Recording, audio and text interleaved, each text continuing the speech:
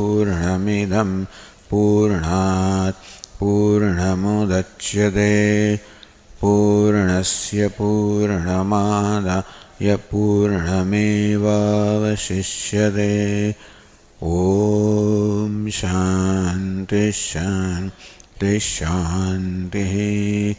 विश्वं दर्पणदृश्यमाननगरी तुल्यन्निजान्तर्गतं पश्यन्नात्मनि मायया बहिर्भूतं यथा निद्रया। यः साक्षात् कुरुते प्रबोधसमये स्वात्मानमेवाद्वयम् तस्मै श्रीगुरुमूर्तये नमः। इदं श्रीदक्षिणामूर्तये। वागीशा यस्य वदने लक्ष्मीर्यस्य च वक्षसि यस्यास्ति हृदये संवित् तं नृसिंहमहं भजे। ॐ नमः परमहंसास्वादित चरणकमलचिन्मकरन्दाय भक्तजनमानसनिवासाय श्रीरामचन्द्राय विश्वसर्गविसर्गादि नवलक्षणलक्षितं श्रीकृष्णाख्यं परन्धाम जगद्धाम नमामतं। सच्चिदानन्दरूपाय विश्वोत्पत्त्यादिहेतवे तापत्रयविनाशाय श्रीकृष्णाय वयं नुमः। यं प्रव्रजन्तमनुपेतमपेतकृत्यं द्वैपायनो विरहकातर आजुहाव पुत्रेति तन्मयतया तरवोऽभिनेदुः तं सर्वभूतहृदयं मुनिमानतोऽस्मि। सागरे मग्नं दीनं मां करुणानिधे कर्ममोहगृहीताङ्गं मामुद्धर भवार्णवात्। श्रीमद्भागवताख्योऽयं प्रत्यक्षः कृष्ण एव हि स्वीकृतोऽसि मया नाथ मुक्त्यर्थं भवसागरे। मनोरथो मदीयोऽयं सफलः सर्वथा त्वया निर्विघ्नेनैव कर्तव्यः दासोऽहं तव केशव। शुकरूपप्रबोधज्ञ सर्वशास्त्रविशारद एतत्कथाप्रकाशेन मदज्ञानं विनाशय। जन्माद्यस्य यतोऽन्वयादितरतः चार्थेष्वभिज्ञस्वराट् तेने ब्रह्महृदाय आदिकवये मुह्यन्ति यत्सूरयः। तेजो वारिमृदां यथा विनिमयो यत्र त्रिसर्गो मृषा धाम्ना स्वेन सदा निरस्तकुहकं सत्यं परं धीमहि। શ્રીમદ્ભાગવતના એકાદશ સ્કંધના 29મા અધ્યાયમાં ઉદ્ધવજીએ ભગવાનને નિવેદન કર્યું છે કે ભગવાન, આ જ્ઞાન યોગ તો હું સામાન્ય મનુષ્ય માટે અત્યંત કઠિન માનું છું, તો આપ કોઈ સરળ ઉપાય બતાવો જેથી સહેલાઈથી હું ઈશ્વરને પ્રાપ્ત કરી શકું. ભગવાન કે હંતતે કથયિષ્યામિ મમ ધર્માન સુમંગલાન. હે ઉદ્ધવ, જરૂર હંત, કૃપા બતાવે છે, અનુકંપા બતાવે છે. અનુકંપાથી પ્રહંત, કૃપાથી અનુગ્રહથી પ્રેરાયને કથયિષ્યામિ, જરૂર તને કહીશ. મમ ધર્માન સુમંગલાન, અત્યંત મંગળમય. આ ધર્મ કહો, સાધન કહો, અહીંયા ધર્મ શબ્દનો પ્રયોગ થયો, પણ ધર્મ એટલે ભક્તિ, ભક્તિરૂપી સાધન. તો હે ઉદ્ધવ, આ ભક્તિરૂપી અત્યંત ઉત્તમ શ્રેષ્ઠ મંગળમય સાધન તને બતાવીશ. યશ શ્રદ્ધયા આચરણ મર્ત્ય, જેનું શ્રદ્ધાપૂર્વક આચરણ કરવાને કારણે જે મર્ત્ય છે એ મૃત્યુ પર વિજય પ્રાપ્ત કરે છે. તો મર્ત્ય મૃત્યુ પર વિજય પ્રાપ્ત કરે છે, અર્થાત હું અમર છું એ પ્રકારનું જ્ઞાન પ્રાપ્ત કરે. તમે એવં વિદિત્વા અતિ મૃત્યુમેતિ નાન્ય પંથા અયનાય વિદ્યતે. તમે એવં વિદિત્વા અતિ મૃત્યુમ અત્યેતિ. આ પ્રકારે આત્માને જાણીને મનુષ્ય મૃત્યુને પાર કરી જાય છે.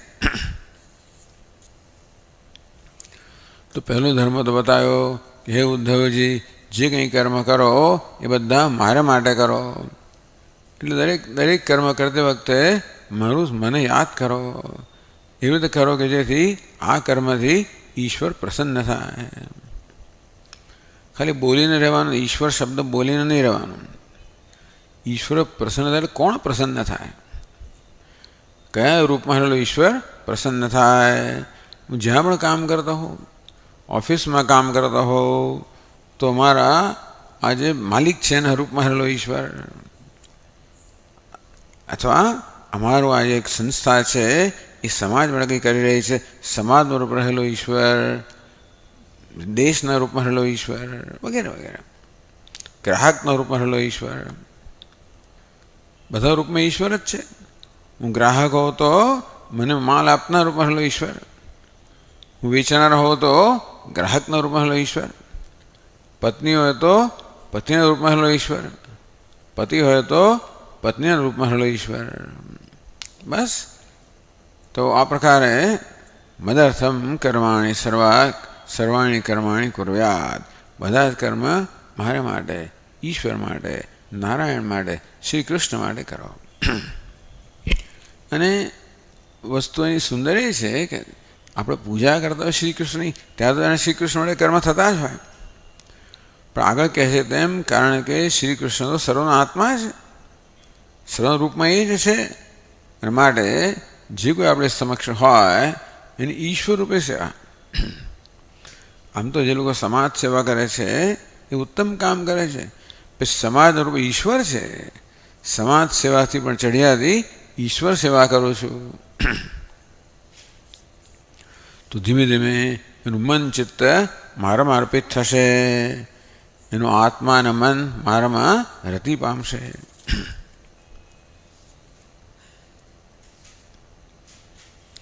મામેવ સર્વભૂતેષુ બહિરંતર અપાવૃતમ ઈક્ષેત આત્મની ચ આત્માનમ યથાકમ અમલાશય. અમલાશય, આશય એટલે અંતઃકરણ કે મન, અમલ એટલે નિર્મળ, અમલાશય નિર્મળ અંતઃકરણવાળો, શુદ્ધ અંતઃકરણવાળો આ મનુષ્ય, તો જ આ વસ્તુ થઈ શકે. એ વાત સાચી છે કે અંતઃકરણ શુદ્ધ હોય, સાત્વિક હોય, રાગદ્વેષ ન હોય, તો મનમાં સદ્ભાવના હોય, પ્રેમ હોય, અને તો પછી ઈશ્વરના દર્શન કરવા સરળ છે. પછી ન હોય તો કંઈ વાંધો નહીં, તો ભાવના કરવાની. આગળ કહેશે મામેવ સર્વભૂતેષુ બહિરંતઃ અપાવૃતમ. હું જ પ્રાણી માત્રમાં, પદાર્થ માત્રમાં, બહાર અંદર હું વ્યાપીને રહેલો છું. ઈક્ષેત આત્મને આત્માનમ છે. આ પ્રકારે સર્વભૂતોમાં અને પોતામાં પણ આત્મની. શું સર્વત્ર તો ઈશ્વરના દર્શન કરે, પોતાનામાં પણ ઈશ્વરના દર્શન કરે. એટલે કે હું પણ ઈશ્વર છું, એટલે કે મારો અંતરાત્મા પણ ભગવાન છે. શ્રી કૃષ્ણ જ મારો અંતરાત્મા છે, અન્ય કોઈ નહીં. આમ પોતાની જાતનો પણ આદર કરવો, સર્વનો આદર કરવો. એ કહેશે આગળ, જે કોઈ છે એ રૂપમાં ભગવાન જ છે, અને આ હુંના રૂપમાં પણ ભગવાન જ છે. એ રીતે સર્વનો આદર થાય, સર્વ પ્રત્યે ભક્તિભાવ જન્મે. સર્વભૂતેષુ પ્રાણી માત્ર પ્રત્યે કોણ એ આગળ કહેશે. ઇતિ સર્વાણી ભૂતાની મદભાવેન મહાદ્યુતે સભાજયન. તો ભગવાન હોય તો તેનો આદર થાય ને, સત્કાર થાય, પૂજન થાય. એટલે સર્વ પ્રાણીઓમાં ઈશ્વરના દર્શન કરવાની ભાવના જ કરવી, ઈશ્વરની ભાવના કરવી. ઈશ્વરની ભાવના સાથે આપોઆપ જ સભાજયન, બધાને ટૂંકમાં બધાનો માન આદર સત્કાર થાય, મનમાં દરેકનો સત્કાર થાય. ભગવાન આવ્યો છે એ રૂપમાં સત્કાર.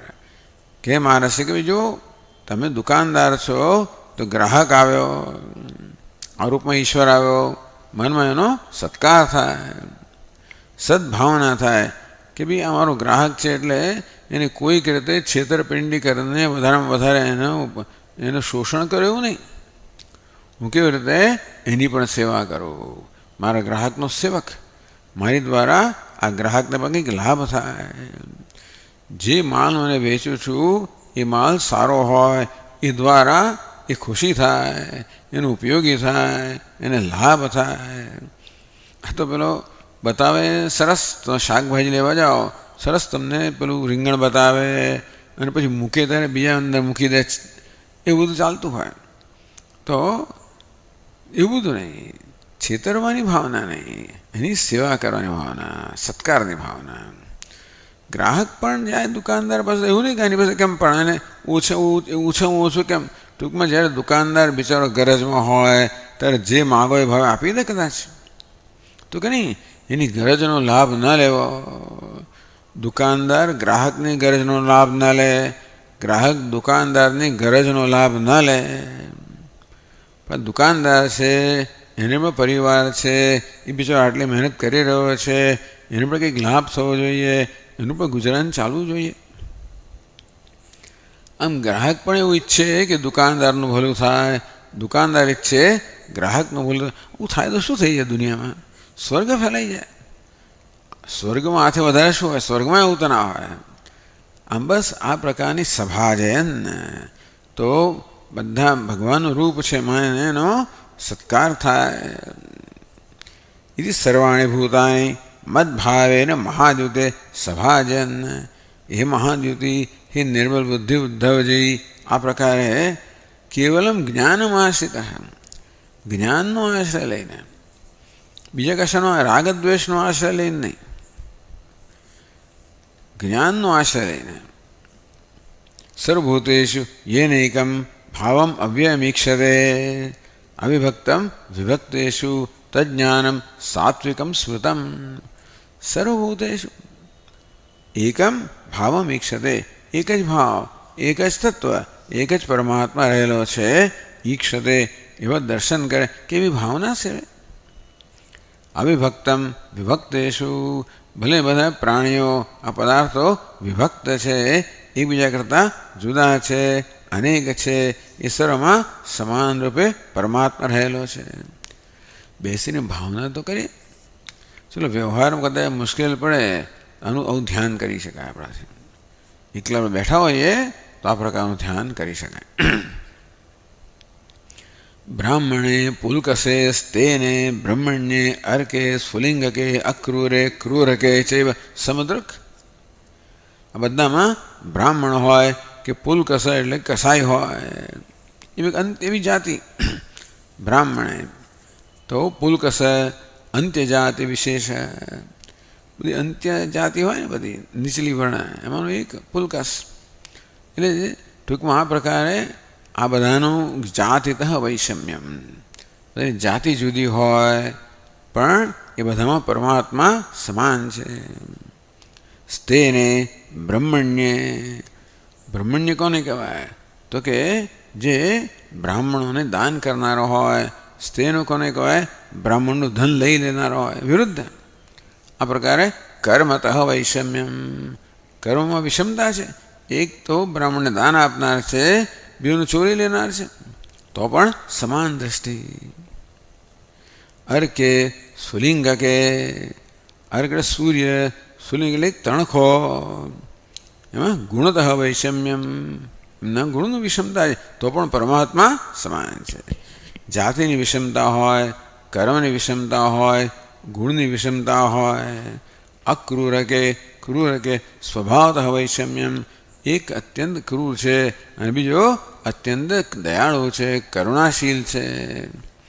સ્વભાવની વિષમતા હોય, આ વિષમતા જ આપણે જણાવવાની છે ને દુનિયામાં. એનામાં સર્જન કે જે બસ સરખી ના હોય, બધાના સ્વભાવ જુદા જુદા હોય, બધાના કર્મ જુદા જુદા એટલે સારા ખરાબ, સારો સ્વભાવ ખરાબ સ્વભાવ, સારું કર્મ ખરાબ કર્મ, સદગુણ દુર્ગુણ, ઊંચી જાતિ નીચી જાતિ, આ બધી વિષમતા હોવાની જ એનું નામ જ સર્જન. એનો જ આપણે સતત સામનો કરવાનો છે, એની સાથે જ વ્યવહાર કરવાનો છે. આપણી દ્રષ્ટિ બદલાય કરે. કોઈ ઊંચી જાતિનો આવે તરત માન જન્મે, નીચી જાતિનો આવે બીજું કંઈ જન્મે તો નહીં. સમુદ્રક પંડિતો મત હૈ. અસરમાં જે સમાન પરમાત્માનું દર્શન કરે છે ભગવાન કે પંડિતો મત હૈ, એ મારી દ્રષ્ટિએ પંડિત છે. હવે આગળ કહે છે 311 પાના પર 15મા શ્લોકથી.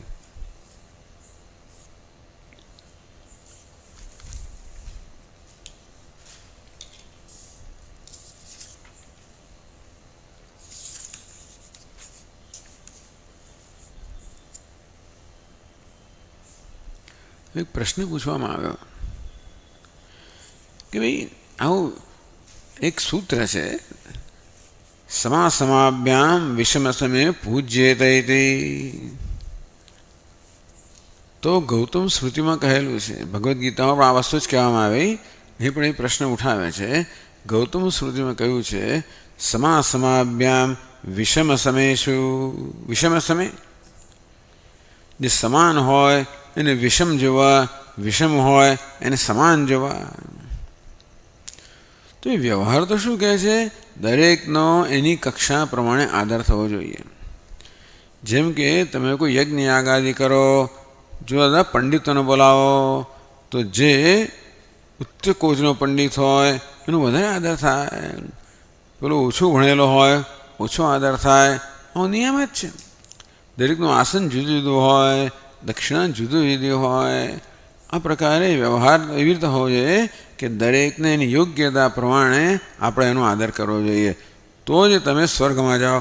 પણ તમે જે ઊંચો છે એને નીચો માનો અને નીચાને ઊંચો ગણીને આદર કરો તો આ પ્રકારના વ્યવહાર માણસને નરકમાં જવું પડે. સમાય પૂજ્યાય વિષમે પ્રકારે કૃતે સતી. જે પૂજ્ય છે એનો તમે અનાદર કરો, જે પૂજ્ય નથી એનો મહાન આદર કરો. પૂજક ઈત હીયતે. આ લોક અને પરલોકમાં એનું પતન થાય છે જે આ પ્રકારનો વ્યવહાર કરે છે. અહીં ભગવાન કહે છે કે બધાને સમાન આદર કરો. તો પછી શું સમજવાનું? સર્વપૂજામ અપૂજ્યસ્ય સ્વપચાદેહી પૂજનમ તદભાવે વિપ્રસ્યપી આપૂજન વ્યતિક્રમાત.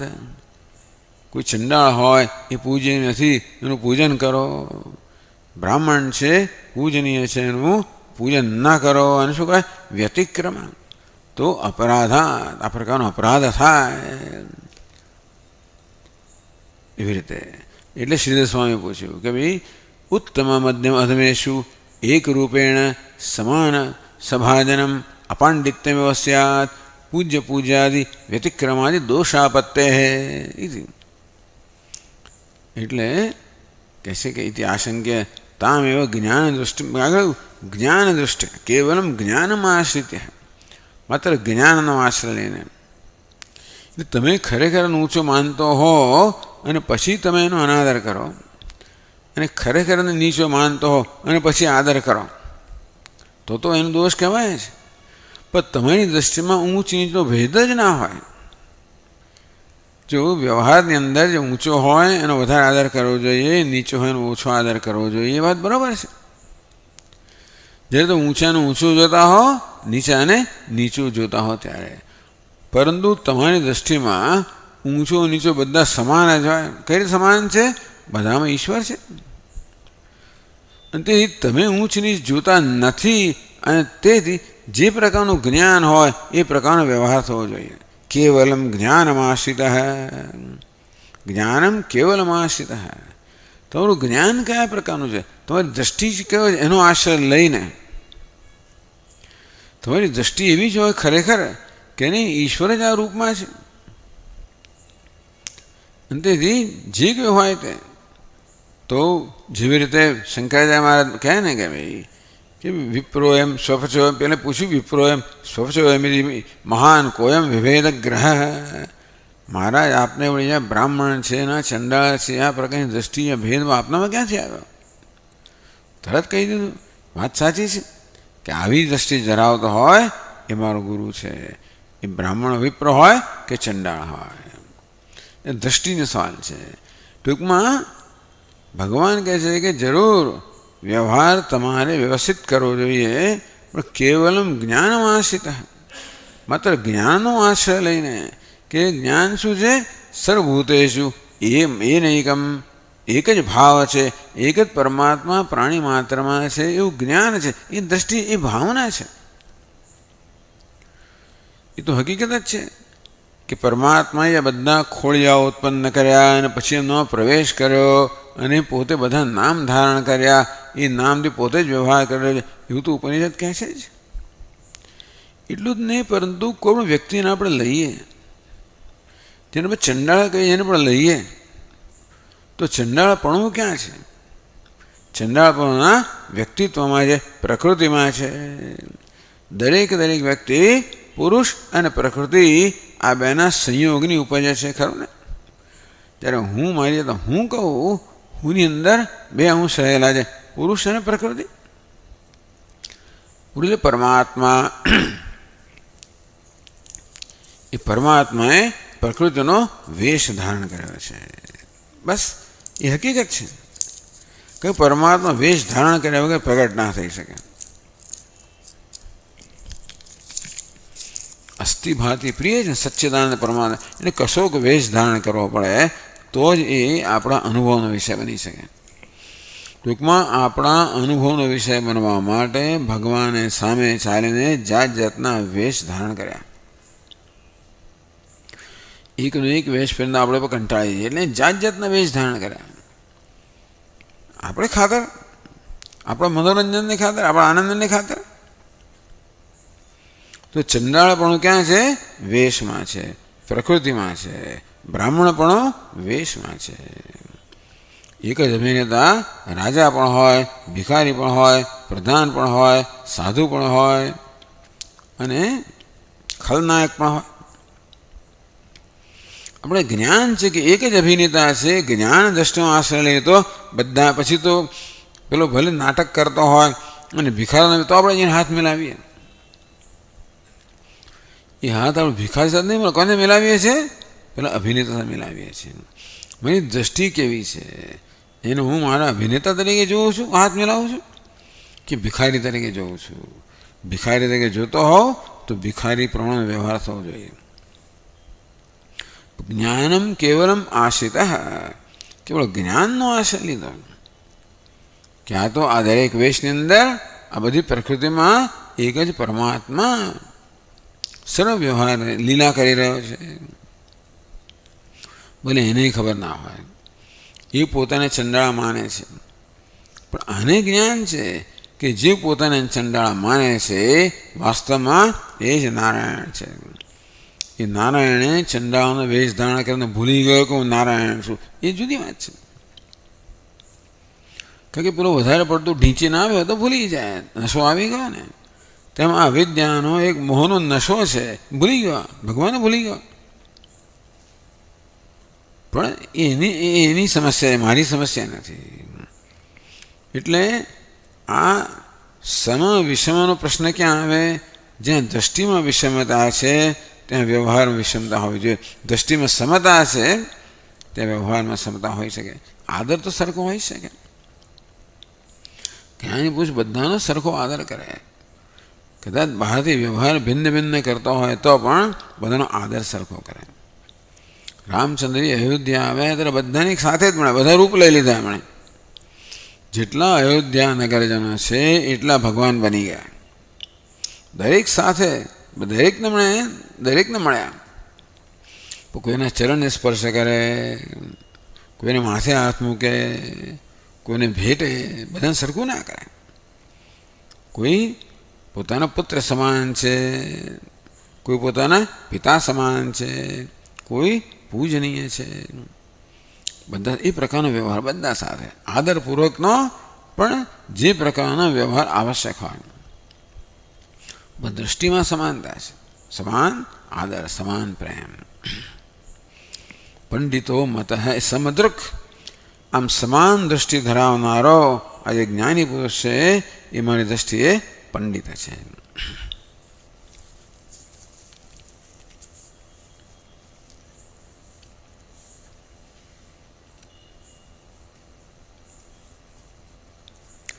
નરેશુ ઈશ્વર દૃષ્ટિમ કુર્વત સદ્ય ફલ વિશેષમ આહ.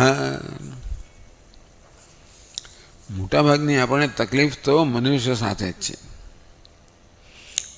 આપણામાં રાગ દ્વેષ કોણ જન્માવે છે? બે મનુષ્યો જ જન્માવે સામાન્ય રીતે. કે કૂતરાને જોઈને રાગ દ્વેષ જન્મતા નથી, કે કાગડાને જોઈને નહીં, કે પક્ષીઓને કે રાગ દ્વેષ નહીં જન્મતા આપણને. કે એને કે બગાડ્યું નથી, કે સુધાર્યું નથી. એટલે ટૂંકમાં બગાડનારું સુધારનારો માણસ જ છે. આપણી મોટી સમસ્યા કોની સાથે?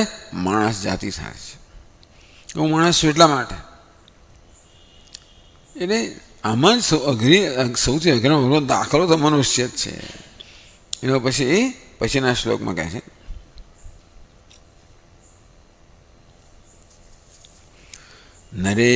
નરેશ્વભીક્ષ્ણમ મદ્ભાવમ પુંસો ભાવયતો ચિરાદ.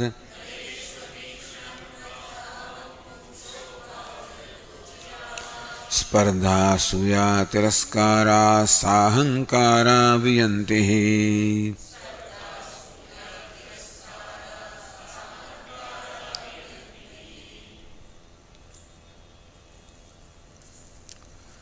નરેશુ અભીક્ષણમ એટલે સતતમ, મનુષ્ય પ્રત્યે સતત આ પ્રકારની અમે એ કહે છે ભાવયત આ પ્રકારની ભાવના કરનાર. નરેશુ અભીક્ષણમ નિત્યમ મદભાવમ એટલે ઈશ્વર દૃષ્ટિમ નિત્યમ કુર્વત. ભગવાન કહે કે બધા જ મનુષ્યોમાં જે મદભાવ હું છું એ પ્રકારની ભાવના કરે. ભગવાન છે. જો કોઈ આપણે ઈષ્ટ દેવતા હોય, ચાલો શ્રી કૃષ્ણ ઈષ્ટ દેવતા હોય તો તે, રામજી ઈષ્ટ દેવતા હોય તો તે, શિવજી ઈષ્ટ દેવતા હોય, જે કોઈ આપણો ઈષ્ટ દેવતા હોય એની ભાવના. નરેશુ અભીક્ષણમ સતત નિત્ય નિરંતર આ પ્રકારની ભાવના કરે. તો અચિરાત શીઘ્રમ કેટલું બધું પોતાની જાતમાં પરિવર્તન આવી જાય. તો ખરેખર આ બધા જ્ઞાનનો, બોધનો, શ્રવણનો આ બધાની ઉપયોગીતા શેમાં છે? મારામાં, મારા સ્વભાવમાં, મારા અંતઃકરણમાં પરિવર્તન આવે. ભગવાન કહે છે કે પોતાની જાતમાં પરિવર્તન લાવવા માટે શ્રેષ્ઠ ઉપાય છે આ પ્રકારની ભાવના કરવી. જો જ્ઞાન થશે ત્યારે તો આપણે સવાલ જ નથી. સમુદ્રિક પંડિતો મત જે સમાન દૃષ્ટિ ધરાવે છે, અર્થાત સર્વત્ર સમા એ જ ઈશ્વર છે એવું જ્ઞાન ધરાવે છે, એની તો વાત જ છોડો. પણ મદભાવમ ભાવયત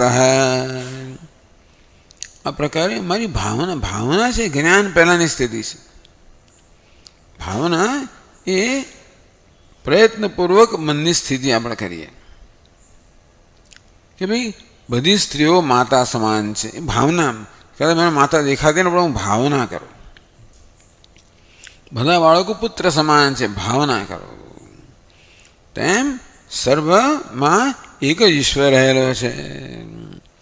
આ ભાવના મેં કોઈ પ્રમાણે ધ્યાન માટે આ બહુ ઉત્તમ વસ્તુ છે. ખાસ કરીને જેની સાથે આપણને મુશ્કેલી હોય કે સ્પર્ધા, અસૂયા, તિરસ્કારા, હંમેશા વ્યવહારની અંદર વ્યવહાર કરે આમાંની એકાદ વસ્તુ જાગૃત થતી હોય છે. એ તો શું કે સ્પર્ધા, સમયસુ સ્પર્ધા. આપણા સમાન કોઈ હોય ને, આપણા સરખો હોય ને, તરત મનમાં સ્પર્ધાની લાગણી જન્મે. તો જોજો, સાથે ચાલતો હોઈએ ને, મારી સાથે ચાલે, હું જોરથી ચાલું, એની પાછળ પડી દઉં. એક આવી ભાવના, તરત આવી વૃત્તિ જન્મથી જ હોય છે. મારે જેટલા માર્ક્સ લાવે છે, મારી જે નંબર આવે છે, આગળ વધી જાવ, એને પાછળ પાડી દઉં. આમ સામાન્ય રીતે જે લોકો આપણી સમાન હોય એમના પ્રત્યે સ્પર્ધા જન્મતી હોય છે કે કેવી રીતે એને પાછળ પાડી દો, હું કેમ આગળ વધી જાઉં. મારી સમાન કોઈ હોય એ હું સાંખી શકતો નથી. હું ચડિયાતો હોઉં તો જ મને મારા વિશે કંઈક સન્માન જન્મે. આ બધી તકલીફોની પાછળ એક જરૂરિયાત છે, મારા પોતાના વિશેનું સન્માન. એ જ મારી મુખ્ય જરૂરિયાત છે. મને મારા વિશે માન જન્મે, હું મારો પોતાનો સ્વીકાર કરું, મને મારી પોતાની જાતથી સંતોષ થાય. હવે દરેકને સંતોષ માટે જુદું કારણ હોય, પણ સામાન્ય રીતે હું કંઈક છું, હમ કિસી સે કમ નહીં, આવું કંઈક માનવાની એટલી બધી જરૂર છે.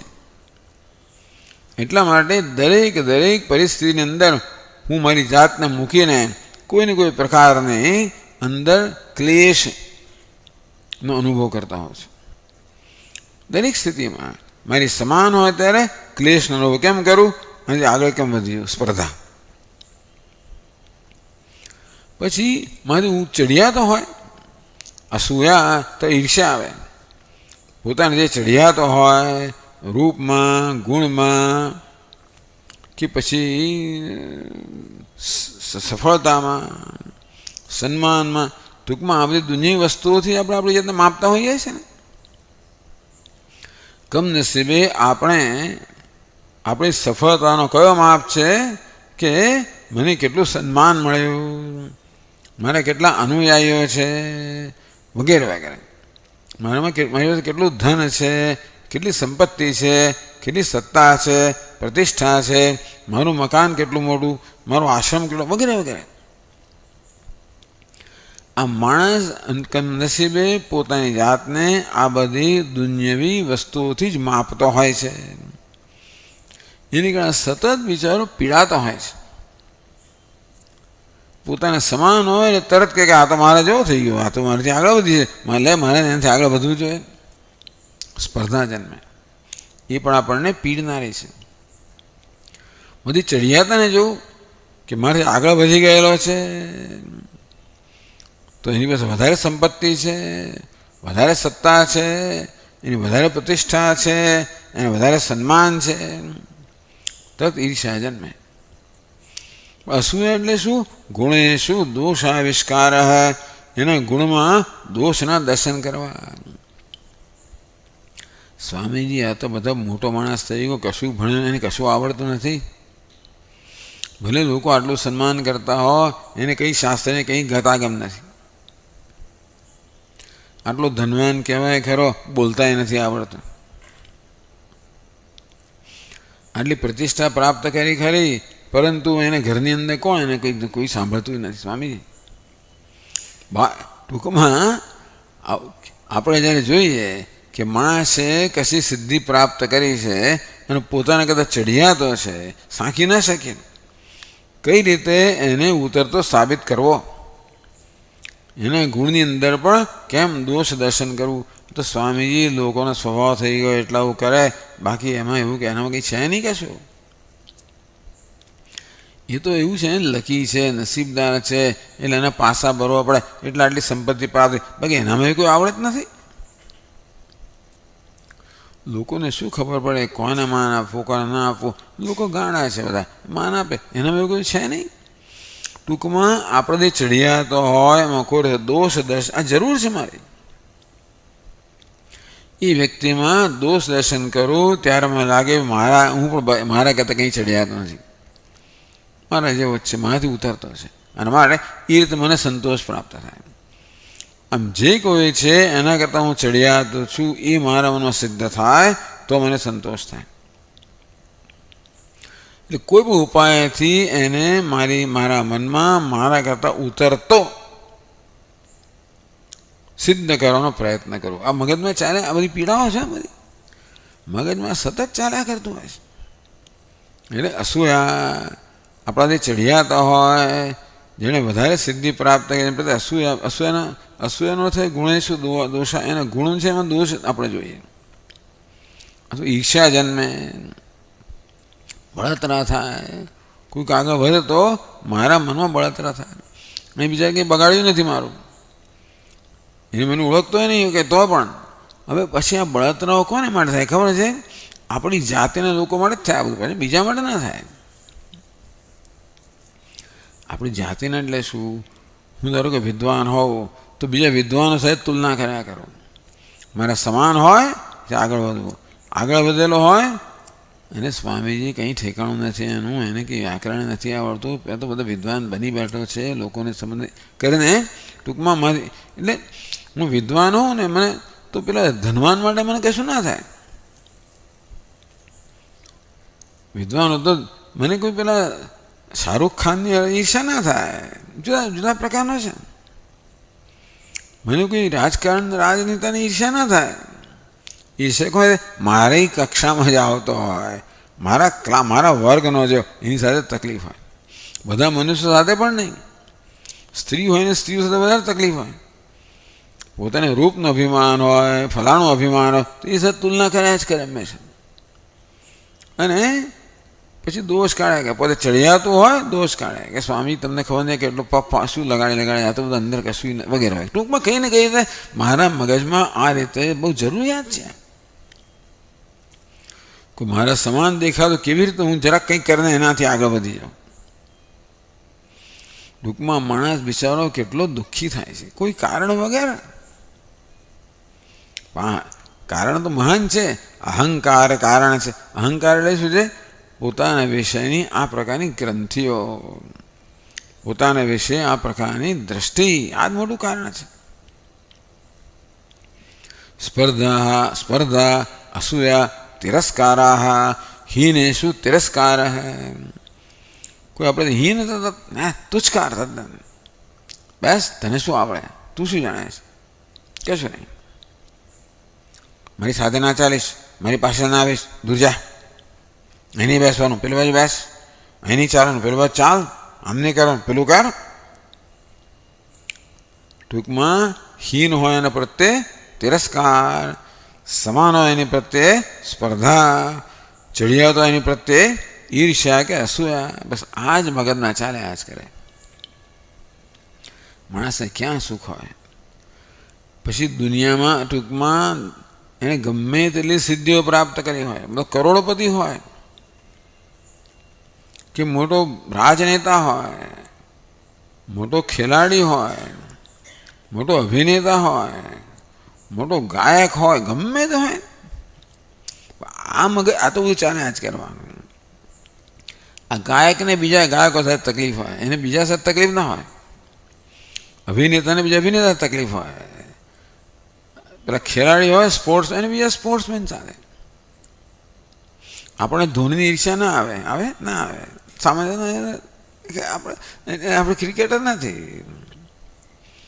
શાહરૂખ ખાનની ઈર્ષા ના આવે, પણ આપણને આપણા જેવાની ઈર્ષા આવે.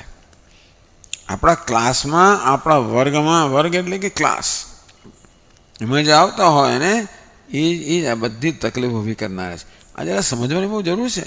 આપણા મનમાં શું શું કેમ ચાલી રહ્યું છે એ સમજીએ નહીં તો ઉપાય થાય જ નહીં. આ બધાની પાછળનું પરિણામ છે અહંકાર, ગ્રંથિઓ, કોમ્પ્લેક્સીસ, પોતાના વિશેનો કોમ્પ્લેક્સ, ઇન્ફિરિયોરિટી કોમ્પ્લેક્સ એટલે કે લઘુતા ગ્રંથિ. ગુરુતા ગ્રંથિ હોય તો બીજા પ્રત્યે તિરસ્કાર જન્મે, લઘુતા ગ્રંથિ હોય તો બીજા પ્રત્યે ઈર્ષ્યા જન્મે, વગેરે વગેરે. આ માણસ ગ્રંથિથી પીડાય જવાને, કારણ કે ઉપાધિ અહમભાવ હોય એટલે ગ્રંથિ હોવાની જ, એટલે અજ્ઞાન હોય માટે અહંકાર હોવાનું, એટલે અવિદ્યા અસ્મિતા. અવિદ્યા અસ્મિતા રાગ દ્વેષ અભિનિવેશ, અવિદ્યા છે અસ્મિતા એટલે ઉપાધિમાં અહમ બુદ્ધિ, અસ્મિ ઇતિ બુદ્ધિ, અહંકાર. એમાંથી રાગ, અહંકારને અનુકૂળ હોય એના પ્રત્યે રાગ, પ્રતિકૂળ એના પ્રત્યે દ્વેષ. આ તો થવાનું. હવે દુનિયા તો બિચારી બહુ પીડાય છે. માણસ આને પીડાય ગમે તે જગ્યાએ, પણ આ પીડાવાનો છે. એ વેદાંતિને ખબર હોય કે એની આપણે મેકેનિઝમ જાણીએ છીએ કે આ કેમ જન્મે છે, તો આ પ્રકારની વૃત્તિઓ, સ્પર્ધા કહો, અસૂયા કહો, તિરસ્કાર કહો, મારો કેમ એનું કારણ હું છું. મારા પ્રત્યેની દ્રષ્ટિ આ બધા પ્રકારની વૃત્તિઓ માટે જવાબદાર છે. હું મારી જાતને કરતી મૂલવું છું, એ પરથી બીજાનું મૂલવ્યા કરતો હોઉં છું. બીજાને ચડિયાતો ઉતરતો સમાન મૂલવવા માટે હું મારી જાતને કેમ મૂલવું છું એ અગત્યનું છે ને. આમ સતત મારી જાતને હું મૂલવ્યા કરું છું. શાના પછી? આ ઉપાધિના ધોરણથી. ઉપાધિના ધોરણથી સતત મારી જાતને મૂલવ્યા કરું છું. મારા વિશે ખ્યાલ સેવું છું. એ ખ્યાલ દ્વારા જ જગતને જોઉં છું, અને એ દ્વારા હું મારી જાતને સતત સજા કર્યા કરું છું. સમાન છું તો એ સજા, ચડિયાતો છું તો એ સજા, તિરસ્કાર બીજાને તિરસ્કારો બી સજા. સમાન છું, સ્પર્ધા કરો બી સજા, ઉતરતો છું ઈર્ષ્યાનો બી સજા. આમ અહંકાર કહો, પોતાને વિશે આ પ્રકારની ગ્રંથિઓ કહો, પોતાને વિશેની દ્રષ્ટિઓ કહો, દ્રષ્ટિ જે અવિદ્યામાંથી જન્મેલી છે, જે ઉપાધિમાં અહમ ભાવથી જન્મેલી છે. ઉપાધિના સ્તરે તો ક્યાંય સમાનતા હોય જ નહીં, વિષમતા જ હોય. અંતેથી ઉપાધિના સ્તરે આમાં ત્રણ, કાં તો સમાન હોય, ચડિયાતા હોય કે ઉતરતા હોય. સ્પર્ધા, અસૂયા, તિરસ્કાર, અહંકાર અને અહંકારમાં જન્મ્યા બધા. ભગવાન કે આ બધનો એક જ ઉપાય છે. મદભાવમ ભાવયત. મનમાં સ્પર્ધા જન્મી તરત લાવો મદભાવ, ભગવાન ભાવ. કોની સાથે સ્પર્ધા કરી રહ્યો છું? આ વ્યક્તિ આમાં વ્યક્તિનું રૂપ કોણ છે? નારાયણ. ભગવાન સાથે સ્પર્ધા કરી રહ્યો છું? કેવી અક્કલ વગરની વાત છે. ભગવાન તો ભક્ત છું. કોઈ ભગવાન સાથે સ્પર્ધા ના કરે ખરું. આપણે કૃષ્ણ સાથે સ્પર્ધા ના કરીએ. એમને પ્રત્યે ઈર્ષા ના જન્મે, એમને પ્રત્યે તિરસ્કાર ના જન્મે. એક વસ્તુ એનું નામ જ ભગવાન, એનું ઈષ્ટ દેવતા. ઈષ્ટ દેવતા માટે સ્પર્ધા પણ ના કરે કે આપણે એના શરણાગત છે, એના ચરણમાં છે. એના પ્રત્યે સ્પર્ધા ના હોય, ઈર્ષા ના હોય, તિરસ્કાર ના હોય. કોના પ્રત્યે હોય? બીજી વ્યક્તિ માટે સ્પર્ધા હોય, ઈર્ષ્યા હોય, તિરસ્કાર. એ વ્યક્તિના સ્થાને ઈષ્ટ દેવતાને સ્થાપે. મદ ભાવમ ભાવય તો ચિરાત. ભગવાન તરત મારી ભાવના કરવાની. આ એક સાધના, મોટી સાધના છે. એવી સાધના ભગવત ભાવ. બધું સરસ આગળ બહુ કહી દીધેલું છે. ખરેખર તો તમે જુઓ, 17મું પાનું તમે જુઓ, એટલે વર્ષો થઈ ગયા એ વાતને, જોકે પણ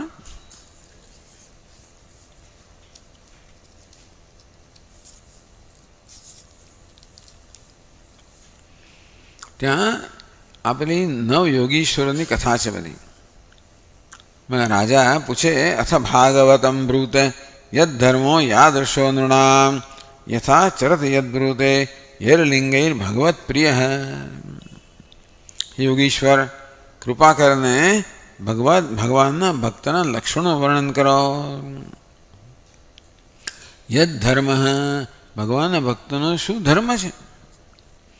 યાદૃશ, નો સ્વભાવ કેવો છે? યથાચરતી, નૃણામ, બીજા મનુષ્ય સાથે કેવો વ્યવહાર કરે છે? યદ બ્રૂતે, એ કેવું બોલે છે? એ લિંગઈ ભગવત પ્રિય, એનામાં શું લક્ષણો છે જેને કારણે ભગવાનને પ્રિય છે?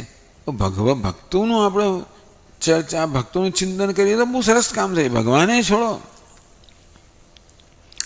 ભગવાનનું ચિંતન ન કરો, ભગવાનના ભક્તોનું ચિંતન શ્રેષ્ઠ છે. એટલે જ હંમેશા ભગવાનના ભક્તોનો સત્સંગ માગે છે. ભગવાનના ભક્તોનું અનુકરણ થઈ શકે. ભગવાનનું અનુકરણ ક્યાં થવાનું છે આપણા? સર્વજ્ઞ સર્વશક્તિમાન અને બધું થાય તો ટૂંકમાં આપણા ભક્તનું અનુકરણ થઈ શકે. એટલે પૂછે છે કે ભાઈ આ એનો શું ધર્મ છે, કેવો સ્વભાવ છે, એનું કેવું આચરણ છે, કેવું બોલે છે, કયા લક્ષણો ધરાવે છે. તો ભગવાન હરિ નામના યોગીશ્વરે કહ્યું સર્વભૂતેષુ યઃ પશ્યેત ભગવદ્ ભાવમ આત્મનઃ ભૂતાની ભગવતી આત્મની એષ ભાગવતોત્તમ. ઉત્તમ ભક્ત કોને કહેવાય, મધ્યમ ભક્ત કોને કહેવાય અને કનિષ્ઠ ભક્ત કોને કહેવાય? તો જ્યારે આ ભક્ત જુએ છે કે પ્રાણી માત્રમાં એક જ પરમાત્મા આત્મરૂપથી સ્થિત છે. સર્વભૂતેષુ આત્મન ભગવદ્ ભાવમ પશ્યેત. તો બધા આત્મરૂપે ભગવાન નિવાસ કરી રહ્યા છે અને બધા પ્રાણીઓ ભગવાન છે અને ભગવાન બધા પ્રાણીઓ છે. ટૂંકમાં જે કંઈ છે ભગવાન જ છે. સર્વમ ખલ્વિદમ બ્રહ્મ. અસર ભગવાન છે, ઈશ્વર છે, પરમાત્મા છે, ઈષ્ટદેવતા છે. આ પ્રકારની જેની દૃષ્ટિ છે ભગવાન કહે કે એ સર્વશ્રેષ્ઠ શ્રેષ્ઠ ભક્ત છે. સર્વભૂતેષુ યઃ પશ્યેત ભગવદ્ ભાવમ આત્મનઃ. હું પણ ભગવાન છું, અસર ભગવાન છે, આ પ્રકારની જેની દૃષ્ટિ થઈ ગઈ છે શ્રેષ્ઠ ભક્ત છે. મધ્યમ ભક્ત કયો છે? ઈશ્વરે તદ અધીનેષુ બાલિશેષુ દ્વિષત્સુ ચ પ્રેમ મૈત્રી કૃપોપેક્ષા યહ કરોતિ સ મધ્યમ. યોગશાસ્ત્રમાં કહ્યું કે આપણને જીવનમાં 4 પ્રકારના લોકો સાથે વ્યવહાર કરવાનો હોય છે. ઈશ્વરના ભક્તો, બાલિશ લોકો અને દ્વેષ કરનારા. તો ભગવાન પ્રત્યે જે પ્રેમ કરે, એની ભક્તો સાથે મૈત્રી કરે, બાલિશ સાથે દુઃખી એટલે કૃપા કરે, દ્વેષ કરનારાની ઉપેક્ષા કરે. મૈત્રી, કરુણા, મુદિતા, ઉપેક્ષા. સમાન સાથે મૈત્રી, ઉતરતા પ્રત્યે કરુણા, ચડિયાતા પ્રત્યે મુદિતા, દ્વેષ કરનારની ઉપેક્ષા. આ મધ્યમ કોટીનો ભક્ત છે. અર્ચાયામ હરે પૂજામ યશ શ્રદ્ધયા ઈહતે ન તદ ભક્તેષુ ચાન્યેષુ સભક્ત પ્રાકૃત સ્મૃત. આ ત્રીજા પ્રકારનો ભક્ત છે કે ભગવાનની મૂર્તિને તો બહુ સરસ અર્ચના કરે, સરસ શણગારે અને ખૂબ સરસ ભોજન આપે અને પુષ્પ અને અર્ચના બધું બહુ કરે, પરંતુ એ સિવાય બીજા ભક્તો હોય એનો આદર ના કરે, બીજા લોકોનો આદર ના કરે, એમની કોઈ વિશેષ સેવા શુશ્રૂષા ના કરે. આ કેવો છે? પ્રાકૃત સ્મૃત. ટૂંકમાં એ સાધારણ કક્ષાનો ભક્ત છે. ઉત્તમ ભક્ત, મધ્યમ ભક્ત, સાધારણ ભક્ત. આ જ વસ્તુ સર્વત્ર એકબીજા રૂપમાં આની વસ્તુ આવ્યા જ કરે છે. એ જ મુખ્ય સર્વમ ખલ્વિદમ બ્રહ્મ. ઈશ્વર સર્વભૂતાનામ હૃદ્દેશે અર્જુન તિષ્ઠતિ. હે અર્જુન, ઈશ્વર જ પ્રાણી માત્રના અંતરાત્મા રૂપે વિરાજમાન છે. આ એક જ થીમ, એક જ વસ્તુ વારંવાર આવે છે. તો ભગવાન કહે છે કે બસ આ એક જ આપણી જાતમાં સદંતર પરિવર્તન લાવવા માટે આ એક જ વસ્તુ પર્યાપ્ત છે, ભગવદ્ ભાવ. તો સ્પર્ધા જન્મે ભગવદ્ ભાવ. કોની સાથે સ્પર્ધા થઈ રહી છે? અરે આ સાક્ષાત નારાયણ સ્વરૂપમાં શ્રી કૃષ્ણ છે, શિવજી છે, મારા ઈષ્ટ દેવતા છે. તરત પેલી સ્પર્ધાનો ભાવ જતો રહે. જેમ ભગવદ્ ભાવના આવે ત્યાં સ્પર્ધા, બે ભાવના એટલે ભગવદ્ ભાવના સાથે સ્પર્ધાની ભાવના રહી ના શકે. કોઈ ચઢિયાતો હોય, ઈર્ષ્યા જન્મે, અસૂયા જન્મે. કોની ઈર્ષ્યા કરી રહ્યો છે? આ તો ભગવાન આ રૂપમાં છે. એ કે ઈર્ષ્યાને યોગ્ય છે, એની ઈર્ષ્યા થાય તરત ઈર્ષ્યાની ભાવના ચાલી જાય. તિરસ્કાર જન્મે, તુચ્છતા જન્મે. અરે કોનો તિરસ્કાર કરી રહ્યો છું? ભગવાનનો તિરસ્કાર થાય? આ ચંડાળ રૂપમાં ભગવાન છે, આ મૂર્ખના રૂપમાં આપણે તિરસ્કાર કરે. અક્કલ, બેવકૂફ, મૂર્ખ, ગંદો, બોલતા નથી આવડતું, આમ નથી. ટૂંકમાં તુચ્છકારીએ આપણે. એની વેશભૂષા એવી છે, એની ભાષા એવી છે, એનું વર્તન એવું છે, એની કેળવણી એવી છે, એની જાતિ એવી છે. તરત મનમાં આમ તુચ્છતાની ભાવના જન્મે. હું કંઈક છું, હું મહાન છું, આ તુચ્છ છે, અહંકાર. તરત યાદ દેવડાવવાનું ભાગવત ભાવ અમીક્ષ અચિરાત. કોને તિરસ્કારી રહ્યો છું? આ રૂપમાં ભગવાન છે. આમ મદ ભાવમ ભાવય. બસ એક જ સાધના સતત ચાલુ રહે. મારા રૂપમાં પણ ભગવાન છે, મારો અંતરાત્મા ભગવાન છે, જેની સાથે વ્યવહાર કરી રહ્યો છું એ રૂપમાં ભગવાન છે. બસ આ સતત ભાવના. તો આ બધું ધીમે નીકળી જ જાય. સ્પર્ધા, સૂયા, તિરસ્કારા, સાહંકારા, વિયંતિ એટલે નષ્ટ થઈ જાય છે. અહંકાર સહિત સ્પર્ધા, ઈર્ષ્યા, અસૂયા, તિરસ્કાર આ બધું અચિરાત કંઈ વાર જ નથી લાગતી. બીજી સાયકોલોજી છોડો, આ એક જ વસ્તુ પતિ એમાં કાંઈ બીજી બહુ સાયકોલોજી. તિરસ્કાર કેમ એની પર સાયકોલોજી આપણે હમણાં વાત કરી કે અસૂયા જન્મનું કારણ શું છે, હું કેવી રીતે મારી જાતને મૂલવું છું, એ પરથી આ બધું જન્મતું હોય છે. વેદાંત શાસ્ત્ર એવું કે, આ ભક્તિ શાસ્ત્ર શું કે, આ તો ભગવાન છે, ભગવાનની ભાવના કરો. આટલો ફેર તો આ બધું નીકળી જાય.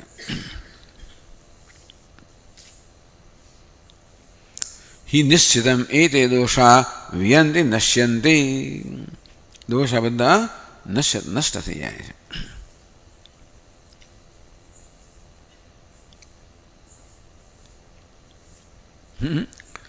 એટલે કહે છે આગળ વધીને, અતઃ અંતર્યામી ઈશ્વર દૃષ્ટ્યા સર્વાન પ્રણમેત.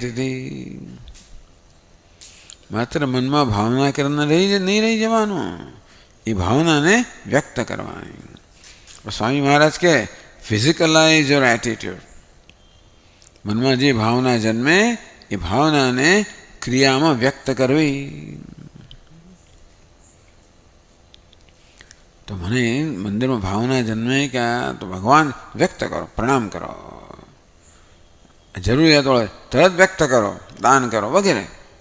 જે ભાવના મનમાં જન્મે એને કર્મ દ્વારા વ્યક્ત કરવી, તો એ ભાવના દ્રઢ બને. એટલે 16મા શ્લોકમાં કહે છે, વિસૃજ્ય સ્મયમાનાન સ્વાન દૃશમ વ્રીડામ ચ દૈહિકીમ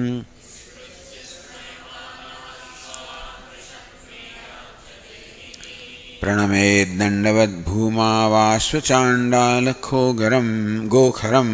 પ્રણમેદ દંડવદ ભૂમા વાશ્વચાંડાલ ગોખરમ. દંડવત પ્રણમેદ. દંડવત, દંડ એટલે દંડ. આપણે ગુજરાતમાં દંડ કહીએ છીએ, દંડવત પ્રણામ નથી. આ તો દંડ એટલે 8 અંગા જ્યારે જમીનને બધા આળતા હોય ત્યારે. પુરુષા શિરસા, આપણું રસ શિરસ એટલા માટે પુરુષો મળે. આ પ્રકારના પ્રણામ છે. મનસા વાચા, ગિરા એટલે મનથી વાણીથી. કરાભ્યામ હસ્તાભ્યામ, કરાભ્યામ જાનુભ્યામ, હાથ પગ, પદભ્યામ કરાભ્યામ જાનુભ્યામ. ચરણ પણ જમીનને અડકે, આપણા ઢીંચણ પણ જમીનને અડકે, હાથ પણ જમીનને અડકે. દૃષ્ટિ, વાણી, મન આ બધા 8 અંગ અને વાણીથી બોલાતું હોય, મનમાં ભાવના થતી હોય.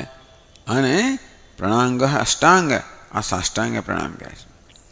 દંડવત પ્રણામ ખાલી દક્ષિણ ભારતમાં હોય છે, અહીં ઉત્તરમાં આવા હોતા નથી, એવા સંસ્કાર જ નથી. પહેલાં તો એકદમ જ પડી જ જાય, રસ્તામાં પડી જાય. તો આપણે સ્વામિનારાયણમાં ખરું, દંડવત પ્રણામ કોને કહેવાય? જો સ્વામિનારાયણમાં જોવા એક વાર 4 વાર કરે, કર્યા જ કરે. પેલો હા ચાલો થોભો, હા થોભો, પેલો એટલે સાધુનો પેલો પ્રણામ ભક્ત એક વાર ને 2 વાર, ચાલો થોભો લઈએ છે ને પછી હવે તો કે ભાઈ ચાલો પૂરતું થયું એમ પેલો કર્યા જ કરે. તો પ્રણમે દંડવત, દંડવત પ્રણામ કરવા જોઈએ. કોને? ભૂમૌ, પૃથ્વી પર પડીને દંડવત પ્રણામ કરવા જોઈએ. કોને? અશ્વ, આ અશ્વ, ચાંડાલ, ગોખરમ, આ એટલે આ બધા સાથે સહિત આ બધાને ઇન્ક્લુડિંગ, બધાને સમાવેશ કરીને. કોને કોને? અશ્વ ઘોડાને, ચાંડાલ ચંડાળને, ગો એટલે ગાયને, ખરે એટલે ગધેડાને. જો પડે પ્રણામ કરો. જો ખરેખર ભગવત ભાવના હોય તો આ પ્રકારે કરવામાં કોઈ તકલીફ ના હોવી જોઈએ. આવું કરશો તો ભગવત ભાવના જન્મશે, નહીં તો નહીં જન્મે. એટલે પછી લોકો તો હશે જ ને તમને આવું વર્તન. વિસૃજ્ય સ્મયમાનાન સ્વાન, આવું આપણે વિચિત્ર વર્તન કરીએ, લોકોની દ્રષ્ટિએ અત્યંત વિચિત્ર વર્તન. કૂતરાને શું પ્રણામ કરે છે? ગધેડા દંડવત પ્રણામ. લોકો કે ખસી ગયો, ખસી જ ગયો. લોકો હશે એટલે મશ્કરી જ કરે. એ કહે છે વિશ્વ સ્મયમાનાન, લોકો હશે, હાંસી ઉડાવે, મશ્કરી કરે. સ્વાન પોતાના જ લોકો, પોતાના જ મિત્રો હોય, પરિવારના લોકો હોય, પહેલાં કંઈ બોલે નહીં. કદાચ આપણે એ વ્યક્તિ એની આગળ ના બોલીએ પણ પાછળથી આમ જાત જાતની આંખોના અને બધા ઈશારાઓ પરથી બધી ખબર તો પડી જ જાય કે એ લોકો શું માને છે અંદર.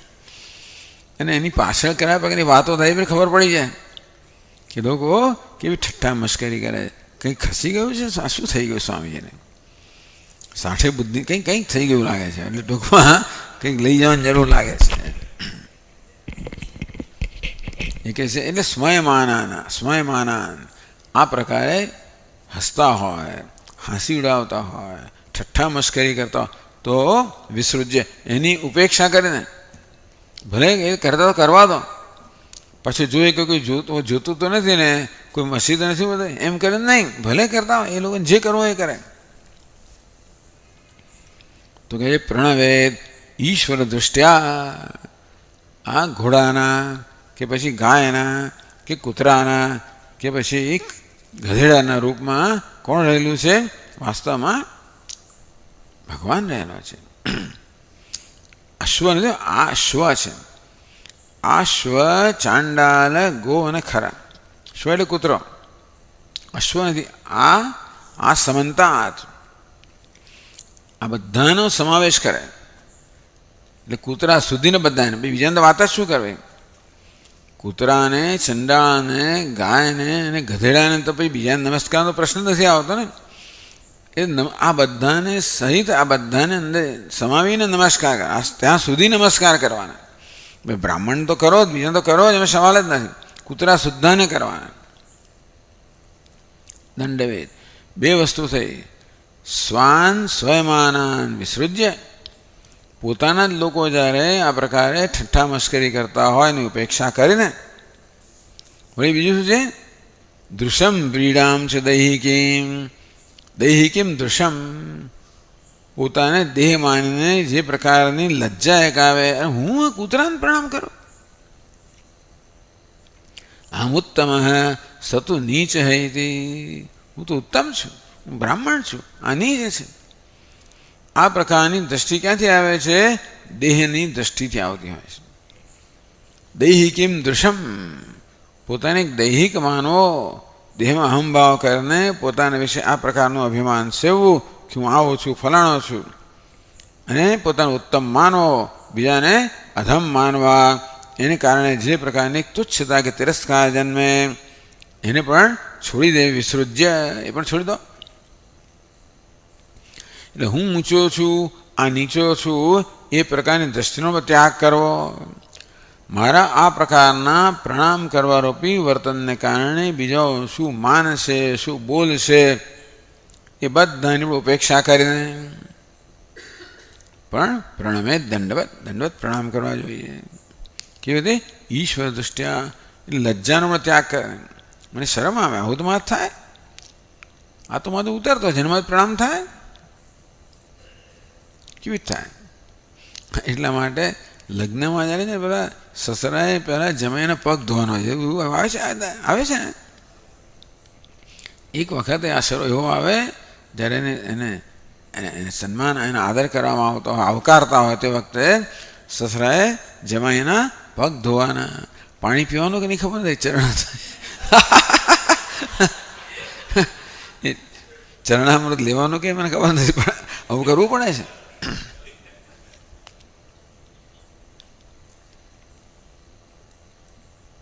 એ તો એ બધા સ્વીકૃત છે, કોઈ હશે નહીં. પણ એ સિવાય જ્યારે જમાઈ આવે પોતાના ઘરમાં અને પછી એને ચરણ ધોવામાં આવે તો બધા લોકો હશે ખરા. તો જમાઈ છે, આ તો નાનો હશે, હું તો સસરો છું, મોટું છું, ફલાણો છું, ઢીકણો છું. મારે તો એવું થાય કે લજ્જા આવે, આપણે લાજ આવે, શરમ આવે. એ શરમ સંકોચ છોડીને કરો. બીજા લોકોના અભિપ્રાયને છોડો અને પોતાના વિશે શરમ સંકોચ થાય. એમાં બે વસ્તુ વચમાં આવે. આવું જ કરવામાં બે વસ્તુ વચમાં આવતી હોય છે. બીજા શું કહેશે, બીજાની દ્રષ્ટિ કેવો દેખાઈશ, અને બીજું મને પોતાને શરમ આવે કે મારે આવું થાય, મને લજ્જા આવે, શરમ આવે. તો પોતાના વિશેની શરમ અને બીજાઓની અભિપ્રાય એ બધાને વિસૃજ્ય ઉપેક્ષા કરીને પ્રણવેદ દંડવત ભૂમૌ, ભૂમિ પર દંડની જેમ પડીને પ્રણામ કરવા જોઈએ. ભગવાને ત્યાં સુધી કહ્યું. ટૂંકમાં પેલી સ્પર્ધા, અસૂયા, તિરસ્કાર, અહંકાર એ દૂર કરવું હોય અચિરાત, ટૂંક સમયમાં, તો આ પ્રકારે કરો. આગળ કહ્યું, આગળના એક શ્લોક આવ્યું અધ્યાયમાં કે મનથી બધાને પ્રણામ કરો. એ પ્રમાણ સહેલું છે, પણ ભગવાન કે મનથી નહીં, આ તો ખરેખર પ્રણામ કરો ને. મનથી પ્રણામ કરવામાં ઘણીવાર છે ને થોડીક અંચાઈ થઈ જાય, એટલે ચાલે કર્યા પ્રણામ જ્યાં બસ લે મનમાં, એમ ટૂંકમાં. એટલે કે એની પાછળ એવી સચ્ચાઈ કે એવી પ્રામાણિકતા ના પણ હોય. એટલે એ ભાવના છે ને એને તમે આવી રીતે વર્તનમાં વ્યક્ત કરો, તો પછી કશી વસ્તુ સ્પર્ધા અને અસૂયા ને કશું રહે જ નહીં. કૃષ્ણશંકર શાસ્ત્રી કેટલા બધા નમ્ર. એટલે આપણે એમને ત્યાં મળવા જઈએ તો ઊભા થાય, આદર કરે, પ્રણામ કરે. ભાઈ તમે આટલા વૃદ્ધ છો, આટલા વિદ્વાન છો, હું તો કાંઈ નથી. પણ ના, સંન્યાસી છે, હું ગૃહસ્થ છું. એટલે ગૃહસ્થને જે પ્રકારનું છાજે એ પ્રકારનું વર્તન, પોતે ઝૂંપડીઓ તો બહાર આવે, આવકારે, મોટું આસન આપે, પ્રણામ કરે, આદર કરે. એટલે કેટલી નમ્રતા છે. આવી જે નમ્રતા હોય, તૃણાદપી સુનિચેન તરોરપી સહિષ્ણુ, તૃણાદપી સુનિચેન, પેલું ઘાસના તણખલા કરતાં પણ હું નીચે છું. એટલી બધી નમ્રતા, પોતાના વિશે એટલી બધી નમ્રતા. ભક્તમાં આ એક બધી અગત્યની વસ્તુ કહી. અભિમાન ને ભક્તિભાવ બે વસ્તુ સાથે જાય નહીં. એટલે પ્રણવે દંડવત આ પ્રકારે ભગવાન ભાગવત ધર્મનું વર્ણન કરી રહ્યા છે. ઓકે, હરિઓમ.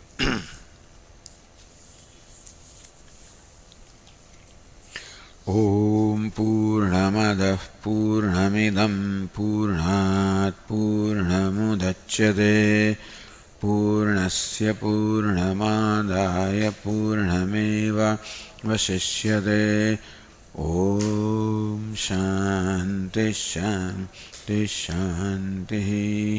સચ્ચિદાનંદરૂપાય વિશ્વોત્પત્યાદિહેતવે તાપત્રય વિનાશાય શ્રીકૃષ્ણાય વયં નમઃ. જન્માદ્યસ્ય યતોન્વયાદિતરતઃ ચાર્થેષ્વभिज्ञस्वराट् तेने ब्रह्महृदाय आदिकवये मुह्यन्ति यत्सूरयः. तेजो वायुर्मृदा यथा विनिमयो त्रिसर्गो मृषा धाम्ना स्वेन सदा निरस्तकुहकं सत्यं परं धीमहि ॐ शान्ति शान्ति शान्तिः हरिः ॐ श्रीगुरुभ्यो नमः हरिः ॐ।